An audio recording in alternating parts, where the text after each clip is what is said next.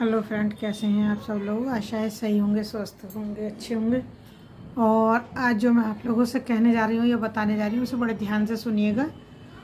और आज मैं आप लोगों को बताने जा रही हूँ कि देखिए, मैंने आप लोगों से बताया था कि मैं बहुत ज़्यादा परेशान हूँ, क्योंकि अचानक से ही, पहले से नहीं पता था, मेरी दीदी के पेट में अचानक ही दर्द उठा और पता चला कि उनको लीवर में बहुत ज़्यादा प्रॉब्लम हो गई है। और उसमें उन लोगों ने बताया कि उनके गांठ हो गई है या गांठें हो गई हैं, पता नहीं कितनी बताई, मुझे अब क्लियर नहीं है। तो जिसकी वजह से उनको बहुत ज़्यादा तकलीफ़ हो रही थी, परेशानी हो रही थी, दर्द हो रहा था उनके। और हमने एम्स में दिखाया, सर गंगाराम में दिखाया पहले, उसके बाद उन लोगों ने बताया तो फिर हमने एम्स में पर्चा बनवाया, बड़ी मुश्किल से वहाँ से किसी तरह से कर करा के एम्स में दिखाया। और आप लोग जानते, देखिए आप सब लोग, जहाँ तक मैं समझती हूँ, आप सब मेरी तरह ही हैं, सब स्ट्रगल कर रहे हैं और सब की हालत एक जैसी है। जो बहुत ज़्यादा पैसा कमाता है या तो वो बहुत ही टेंशन फ्री है, या जिसके पास बहुत सारी प्रॉपर्टी है वो फ्री है, हम जैसे लोग नहीं हैं। तो फिर भी हम लोगों ने अपना अरेंज कर करा के उनको फिर एम्स में दिखाया। एम्स में भी कहने को एम्स है, लेकिन पैसा बहुत लगता है उसमें भी। तो चलिए, कुछ नहीं, हम लोगों ने वहाँ उनकी रिपोर्टें वगैरह कराई। वहाँ डॉक्टर ने कह दिया कि इनको लीवर में ये दिक्कत है, और ये दिक्कत तो जितनी है उससे दवाई देंगे तो वो थोड़ी बहुत दबती रहेगी, और इसका प्रॉपर ट्रीटमेंट नहीं है। जो भी है, जिस तरह का कभी, मतलब उन्होंने कोई अच्छा रेस्पॉन्स नहीं दिया। अब हम लोग बड़े परेशान हो गए। हम लोगों ने सोचा क्या करें कि इनको किसको दिखाएं। फिर किसी ने बताया है, मेरे भाई वगैरह ने और इन्होंने, दोनों ने राय करी। तो उन्होंने कहा कि चलो इन्हें पतंजलि में दिखाते, क्योंकि पतंजलि के हम लोग काफ़ी फ़ैन हैं। फ़ैन क्या है, हम लोग ना योगा वगैरह करते हैं ना, जैसे तो योगा वगैरह करते हैं तो उसमें देखते थे। तो फिर हम लोगों ने सोचा कि क्यों ना हम भी इस बात का फ़ायदा उठाएं और एक बार कोशिश करके देखें। तो हम लोगों ने जो था पतंजलि में बात की। जब हम पतंजलि में नंबर लिया हमने, बाबा रामदेव योगा कर रहे थे और वो उन्होंने नंबर बोला, तो ठीक है, मैंने नंबर नोट कर लिया। वो नंबर नोट करने के बाद मैंने उस पर कॉल की और इसके पापा को, यानी अपने हस्बैंड को फ़ोन पकड़ा दिया कि आप बात करो। तो इन्होंने बात की, उन्होंने कहा हाँ ठीक है, इलाज हो जाएगा। और इलाज है, इन्होंने जो उसे बीमारी बता दी कि ये है, जो डॉक्टरी भाषा में कहते होंगे, तो बता दी। तो उन्होंने कहा ठीक है, इनका इलाज हो जाएगा और 10 दिन इनको एडमिट रहना पड़ेगा और 5,000 रुपये पर डे के हिसाब से आपको पे करना पड़ेगा। हमने कहा चलो कोई बात नहीं था, तो हम कर देंगे पे। आप किसी तरीके से एडमिट करके ना इनको थोड़ा सुधार कर दो, फिर बाकी हम घर पे कर लेंगे, आप जैसे बताओगे। बोले ठीक है। उसके बाद आधा घंटे बाद फिर से फ़ोन आया कि वो जो है, आपसे अभी बात हुई थी ऐसे ऐसे। हमने कही हाँ, तो आप लोग ना रजिस्ट्रेशन कराओ इनका और पैसे भेजो।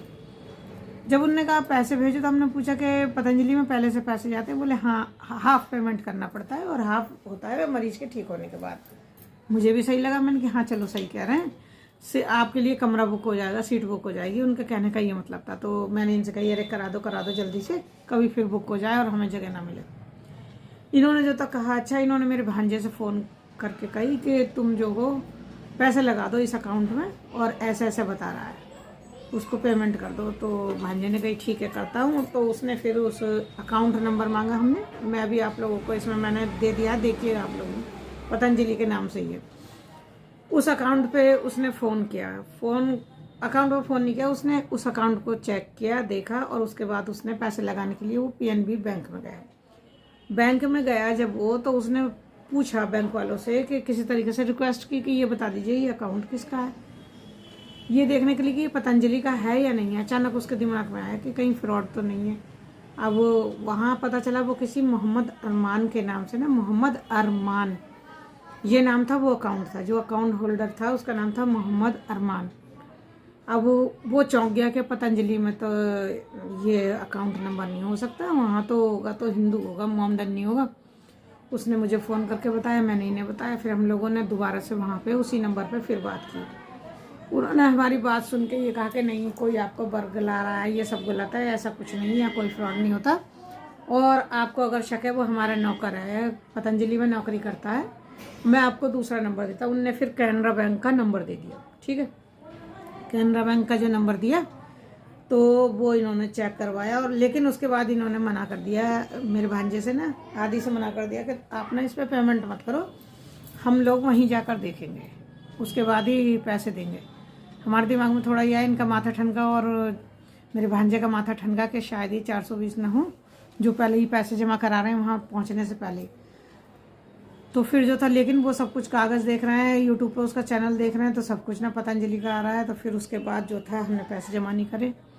दूसरे दिन मैंने अर्जेंट में बहुत सारे वो निकाले पतंजलि के ना, जो यूट्यूब पे हैं वीडियो निकाले उनके, वो देखे कहाँ क्या है। लेकिन 2-3 पे और फ़ोन करा तो फ़ोन नंबर बदल जाता है ना, जब हमारे फ़ोन करने पे दूसरा नंबर आता है और जब उधर से फ़ोन आता है तो वो दूसरे नंबर से आता है, ठीक है। तो जिसको भी किया उसका बाद में फ़ोन आया तो सब पैसे की बात कर रहे थे। मैं समझ गई कि ये सब 420 है। तो ये वीडियो मैंने इसलिए बनाया है कि चलिए मेरे तो पैसे जाते जाते बच गए 50,000, लेकिन अगर यही किसी सीधे साधे इंसान के साथ होता तो क्या होता, उसके पैसे चले जाते। ये वीडियो मैं उसे भी टैग कर रही हूँ, उसे भी भेज रही हूँ जिसका ये व्हाट्सएप नंबर है, तो वो देखेगा शायद ज़रूर। एक बात वो भी मुझे बताए और आप लोग भी देखकर बताओ, किसी के घर में सीरियस पेशेंट है या कोई पेशेंट बहुत ज़्यादा बीमार है, उन्हें राह नहीं मिल रही, किस डॉक्टर को दिखाएं, क्या करें, कैसे करें, और ये लोग ऐसा गेम खेलते हैं। आप लोग ऐसा करते हो, ऐसा मत कीजिए, बिल्कुल भी मत कीजिए। अगर आप लोग मानते कि भगवान है तो वो आप लोगों से इस बात का बदला लेगा। आप किसी के माँ बाप के बीमारी के नाम से पैसे ठग रहे हो, फिर उस पैसों को अपने घर में लगाओगे। हम लोग अपनी चीज़ बेच के, जेवर बेच के, घर बेच के, गाड़ी बेच के, बच्चे अपना सामान बेच के उस पैसे को अरेंज कर रहे हैं। इतना अमीर तो होते नहीं, ये तो आप लोग भी देखते होगे, पता चल जाता जब आप लोग बात करते हो। तो फिर उस पैसे को हम आप लोगों को दे रहे हैं, तो वो हमारा कितना हाई का पैसा है जो आप लोग हराम में खाओगे और आपके बच्चे खाएंगे, आपके माँ बाप खाएंगे।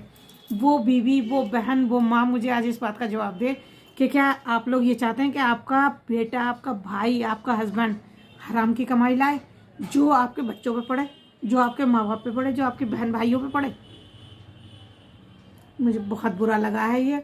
मेरे दिल से बहुत ज़्यादा बद्दुआ निकली है। देखिए, मेरे साथ जिसने खिलवाड़ किया है उसके लिए मेरे मन से बहुत बद्दुआ निकली है, और उस बद्दुआ को मैं कहती हूँ, वो किसी पे वैसे बद्दुआ देनी नहीं चाहिए किसी को, लेकिन जो ये फ्रॉड कर रहे हैं ये उनके लिए है कि भगवान करे आपके घर में ऐसे ही मरीज हों, आपके घर में लाइलाज बीमारी वाले भी मरीज हों, आपके घर में ऐसे मरीज हों कि सांसें टूट रही हों और आप उन्हें जुड़वाने के लिए पैसे चाहें और पैसे से वो सांसें जुड़ भी जाती हों, लेकिन उनका इलाज ना हो, ताकि आप लोगों को पता चले कि 420 करने का क्या फल मिलता है और हराम के पैसे से क्या मिलता है। भगवान ने ये 2 हाथ दिए, ये 2 पैर दिए, ये 2 आंखें दी हैं, ये जीव दिए, इसलिए दिए कि कुछ कर्म करो। ये नहीं कि इसके अकाउंट में से अपने अकाउंट में ट्रांसफ़र मार लो, इधर से उधर कर लो। करिए, आप लोग कीजिए, खूब कीजिए, लेकिन ऊपर वाला है ना, वो आपसे इस बात का बदला लेगा। आपसे इसी तरीके से आपके बच्चों पे, आपकी बीवी पे, आप जिससे सबसे ज़्यादा प्यार करते होंगे ना, भगवान ने चाहा तो उस पर पड़ेगा, ताकि आप लोग समझ सकें। मेरी हाई पड़ेगी आप लोगों को बहुत ज़्यादा, क्योंकि मैंने बहुत ही आशा, बहुत ही उम्मीद से वो खोला था और देखा था, और फिर मुझे ऐसी उम्मीद लग रही थी मेरी दीदी यहीं से ही हो जाएंगी, क्योंकि वो इतने विश्वास के साथ कह रहा था। लेकिन आप लोगों ने बहुत गलत किया। पैसे लेके क्या होता, आप लोगों का भला हो जाता? नहीं, आपके घर में उससे भी बुरी बुरी बीमारी होती, लीवर नहीं, दिल की बीमारियां होती, और ऐसी बीमारी होती कि आपके घर वाले तड़प रहे होते और मरते, और क्या मालूम मर रहे हों और हों। आप लोग जिस तरह से पैसा कमा रहे हैं, मुझे पता है पढ़े लिखे होंगे ज़रूर, तभी आप इतना ऑपरेट कर पा रहे हो। तो एक बात याद रखना, जिस दिन पुलिस के झांसे में आओगे उस दिन तो तुम्हारा बहुत बुरा हाल होगा, लेकिन उससे पहले अगर आप लोग कभी मेरे हाथ लग गए तो मैं भी नहीं छोड़ूंगी आप लोगों को। देखना मैं क्या हाल करती हूँ आप लोगों, कभी मेरे हाथ लग गए तो। और बहनों और भाइयों, मैं आप लोगों से सबसे ये कहना चाह रही हूँ, जो भी मेरी वीडियो देख रहा है, कि पतंजलि का जो आपको बहुत अच्छी तरीके से फुल प्रूफ जाके उनके वहाँ से जो औषधालय बने होते हैं ना इनके, ये वैद्य बैठते हैं शहर में, ज़रूर बैठते हैं 1-2 वैद्य, उनसे पता कीजिए। यूट्यूब चैनल पे मत जाइए, चैनल पे, वेबसाइट पे, किसी पे भी मत जाइए, पहले वहाँ से जाके नंबर लीजिए, उसके बाद आगे का काम कीजिए। मैं गई, मैंने नंबर लिया, कई लोगों से कांटेक्ट के नंबर मांगे, कुछ लोगों ने हेल्प भी की, फिर हम दोनों ने निर्णय लिया कि हम दोनों खुद जाएंगे। जीजी को ले जाने से पहले हमने सोचा हमारी बहन बीमार है, हम उन्हें नहीं ले जाएंगे, परेशान हो जाएंगे, 250 किलोमीटर जाना, 250 किलोमीटर आना। हम लोग खुद गए, मैं और मेरे हस्बैंड गए अचानक से ना। तो यहाँ पे मन्नू की बहुत तबीयत ख़राब थी, देखिए कितनी परेशानी होती है, शिवांगी की, मन्नू की, दोनों की तबीयत ख़राब थी। उनको हम फिर सन्नी को छोड़ के, बिना कार के, कार है हमारे पास, लेकिन हम कार छोड़ के ट्रेन से गए, टाइम बचाने के लिए, और गए कि दूसरे दिन पहुँच के हम वापस आ सकें। तो हम कार से नहीं गए, ट्रेन से गए। और ट्रेन में मेरे दामाद ने ना, उन्होंने बेचारों ने मेरी सीट करा दी यहाँ से, मेरी और इनकी करा दी मुरादाबाद तक, और दूसरी ट्रेन थी मुरादाबाद से, वो हमें मिल गई थी 1 घंटा वेट करने के बाद। तो वहाँ से मुरादाबाद से हरिद्वार की ट्रेन बुक कराई, उससे हम लोग वहाँ पहुँचे। वहाँ जाके हमने योग पीठ में, वेलनेस सेंटर में, दोनों में पता किया तो हमें योग पीठ का अपने हिसाब से लगा, अपने लेवल का लगा ना, मतलब ज़्यादा पैसे वैसे वहाँ खर्च नहीं है, दवाई महंगी है, डॉक्टर जो हैं वो फ्री में बैठते हैं। तो हम लोगों ने वहाँ जाके उनसे बात की, बात करने के बाद उन्होंने हमें दवाई का पूरा पर्चा दिया और दवाई खरीदने को कहा, योग सिखाया, डाइटिशियन के पास भेजा, डाइटिशियन ने हमें बहुत समझाया खाने पीने की चीज़ें, और उम्मीद भी दी कि ये बहुत जल्दी, वो तो कह रहे हैं 1-1.5 महीने में काफ़ी फ़र्क पड़ जाएगा, लेकिन मैं 6 महीने लेके चली हूँ कि 6 महीने में उनकी हालत काफ़ी सही हो जाएगी। और इसी उम्मीद के साथ मैंने ये वीडियो बनाई है ताकि आप लोग देखें, अगर आपके घर में, आपके आसपास कोई भी बीमार है तो इस तरह से कभी भी पैसा ना डालना। आप लोग पैसे डालने की सोचना भी मत, जो पैसे मांग रहा है वो फ्रॉड है। कोशिश कीजिए आप किसी भी तरह से वो नंबर पुलिस के पास पहुंचा दें।